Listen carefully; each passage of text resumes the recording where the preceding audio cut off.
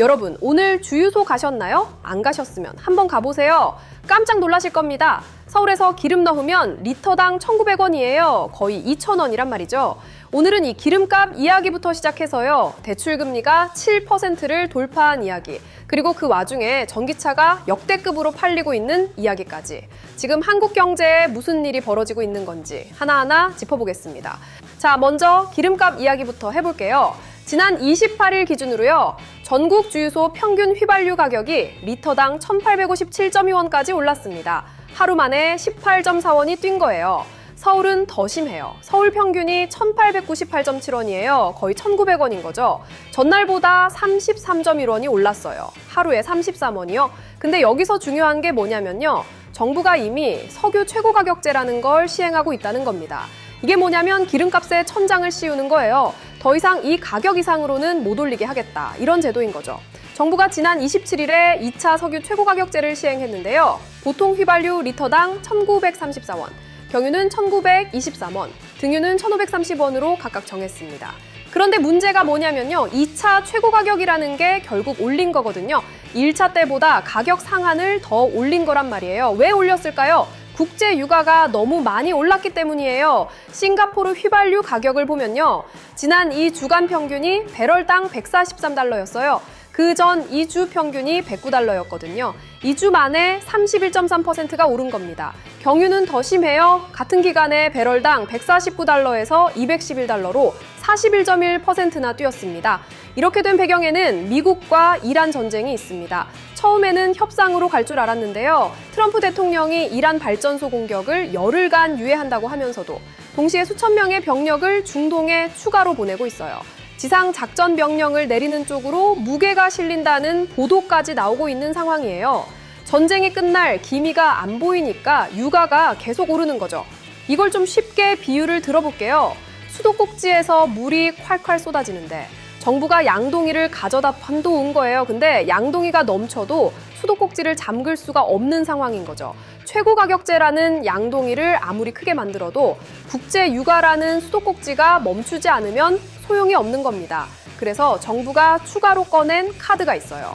금융위원회가 여신금융협회를 통해서요. 카드사들에게 주유비 부담 완화를 위한 추가 지원을 요청했습니다. 구체적으로 뭘 요청했냐면요. 5만 원 이상 주유할 때 리터당 50원을 추가로 할인하거나 결제 금액의 5%를 캐시백으로 돌려주는 방안이에요. 현재 카드업계 주유카드가 리터당 40원에서 150원 정도 할인해주고 있는데 이걸 더 높여달라는 거죠. 주유카드 연회비를 낮추는 방안도 검토 중이라고 합니다. 그런데 솔직히 말씀드리면요. 리터당 50원 추가 할인이 체감이 될까요? 50리터 넣으면 2,500원이에요. 커피 한 잔 값이죠. 기름값이 200원, 300원씩 오르는 판에 50원 할인으로는 좀 부족한 게 사실입니다. 다음 주에 전국 평균이 2,000원을 돌파할 수 있다는 전망까지 나오고 있어서 이 기름값 비 문제는 당분간 해결이 쉽지 않아 보입니다. 또 하나 짚어봐야 할게요. 구윤철 부총리가 한 발언이에요. 국제 유가가 배럴당 120달러에서 130달러까지 오르면요. 민간에도 차량 오부제를 의무화할 수 있다고 했습니다. 지금도 현대차그룹 같은 대기업은요. 자발적으로 전 그룹사에서 차량 오부제를 시행하고 있어요. 출장 대신 화상회의를 하고 업무용 차량을 전기차나 수소차로 바꾸고 사무실에 AI 자동 소등 시스템까지 도입하고 있습니다. 그런데 이게 민간 전체로 확대될 수도 있다는 거예요.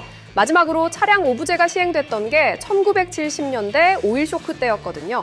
그때와 비슷한 상황이 올 수도 있다는 신호인 겁니다. 자, 기름값만 오르면 다행이겠는데요. 대출 금리도 오르고 있습니다. 29일 기준으로요. KB국민, 신한, 하나, 우리, NH농협 등 5대 시중은행에 주택담보대출 고정금리가 연 4.410에서 7.010%로 집계됐어요. 7%를 넘은 겁니다. 이게 2022년 10월 이후 3년 5개월 만에 처음이에요. 올해 들어서만 보면요. 지난해 12월 말에 고정금리 상단이 6.230%였거든요. 그게 석 달 만에 7.010%까지 올라간 거예요. 0.780%포인트가 오른 거죠. 이 정도면 엄청난 속도입니다. 왜 이렇게 빠르게 올랐을까요? 고정금리의 기준이 되는 은행차의 5년물 금리가 폭등했기 때문이에요. 지난해 말 3.499%였던 은행차의 5년물이 4.119%까지 올랐습니다. 특히 미국의 이란 공격이 시작된 2월 말과 비교하면요. 불과 한 달 사이에 0.547%포인트가 뛴 거예요. 이걸 우리 생활에 대입해 볼게요. 3억 원짜리 주담대를 30년 만기로 받는다고 치면 금리가 6%일 때 월 상환액이 약 179만 원이에요. 그런데 7%가 되면 약 199만 원으로 올라갑니다. 월 20만 원이 더 나가는 거죠. 1년이면 240만 원이에요. 영끌로 집산분들한테는 정말 뼈 아픈 금액입니다.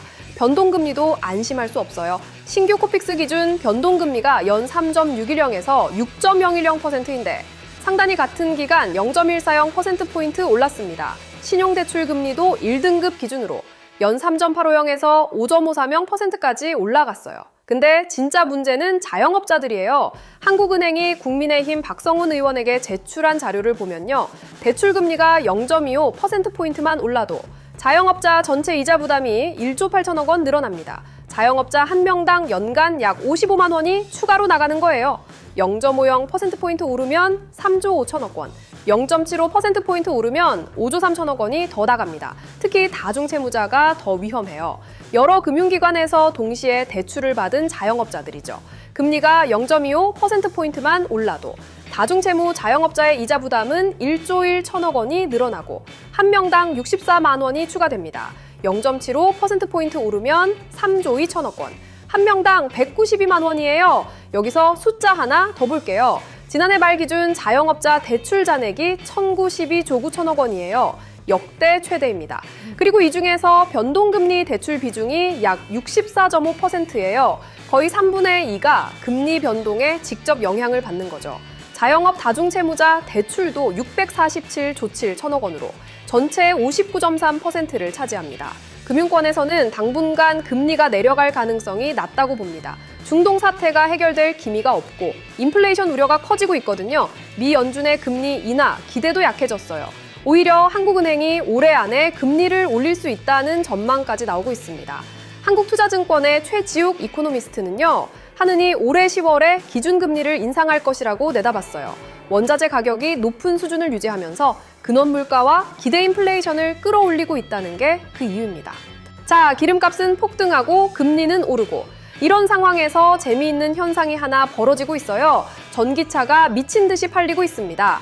올해 2월 국내 전기차 신규 등록 대수가 35,693대를 기록했어요. 월별 전기차 등록이 3만 대를 넘은 건 이번이 처음이에요. 역대 최다 기록이죠. 이전 최다가 지난해 9월에 28,519대였는데 그것보다 25.2%나 많은 겁니다. 지난해 같은 달인 2025년 2월과 비교하면요. 171.9% 증가예요. 거의 3배 가까이 늘어난 거죠. 브랜드별로 보면 기아가 14,699대로 전체의 41.2%를 차지했고 현대차가 8,944대로 25.1%를 가져갔어요. 현대차와 기아 두 회사가 합쳐서 전기차 시장의 66%를 차지하고 있는 거죠. 반대로 내연기관은 급감했어요. 휘발유 차량 신규 등록이 38,441대로 전년 대비 27.8% 줄었고 경유차는 3,423대로 57.1%나 급감했습니다. 하이브리드도 40,083대로 10.4% 감소했어요. 왜 이렇게 전기차가 잘 팔렸을까요? 크게 3가지 이유가 있어요. 첫째, 보조금이 일찍 확정됐어요. 예년에는 3월 전후로 전기차 보조금이 발표됐는데 올해는 1월에 이미 확정됐거든요. 그래서 보조금 받고 전기차 사려는 수요가 연초부터 몰린 겁니다. 둘째, 완성차 업체들의 가격 경쟁이에요. 현대차가 올해 1월부터 현대 EV 부담 다운 프로모션이라는 걸 시행했고 기아도 전기차 가격이나 프로그램을 운영하고 있어요. 소비자 입장에서는 전기차를 사기 좋은 환경이 만들어진 거죠. 셋째, 그리고 가장 큰 이유는 바로 기름값이에요. 아까 말씀드렸듯이 휘발유가 2,000원에 육박하고 있잖아요. 한국석유공사 오피넷 자료를 보면요. 휘발유 평균 판매 가격이 2023년 1,643원, 2024년 1,646.7원, 2025년 1,680.3원, 올해 1, 2월 평균 1,695.9원으로 꾸준히 올라왔어요. 여기에 전쟁 상황까지 겹치면서 기름값이 폭등하니까 전기차로 갈아타려는 사람이 급격히 늘어난 겁니다. 이걸 돈으로 계산해보면요. 출퇴근으로 월 120리터 정도 주유한다고 치면 리터당 1,800원이면 월 21만 6천 원이에요. 전기차 충전비는 같은 거리 기준으로 약 5만 원 정도거든요. 월 16만 원 이상을 아끼는 거예요. 1년이면 190만 원 넘게 절약되는 거죠. 이 숫자를 보면 전기차로 갈아타고 싶은 마음이 충분히 이해가 됩니다. 업계에서는 미국과 이란 전쟁이 계속되는 한 전기차 강세 흐름이 이어질 것으로 보고 있습니다. 자, 오늘 세 가지 뉴스를 쭉 살펴봤는데요. 공통점이 보이시죠? 중동 전쟁이라는 하나의 원인이 기름값 폭등, 금리 상승, 전기차 붐이라는 세 가지 결과를 만들어내고 있는 겁니다. 마치 돌 하나를 던졌는데 물결이 세 방향으로 퍼져나가는 것과 같아요. 우리가 할 수 있는 건 이 변화의 흐름을 정확히 읽고 대비하는 거예요. 기름값은 당분간 더 오를 수 있고 금리도 쉽게 내려오지 않을 겁니다. 대신 전기차나 친환경 에너지 같은 새로운 기회가 열리고 있기도 하죠. 오늘도 이코노클립과 함께 경제 흐름 잘 읽으셨길 바라고요. 다음 영상에서 또 뵙겠습니다.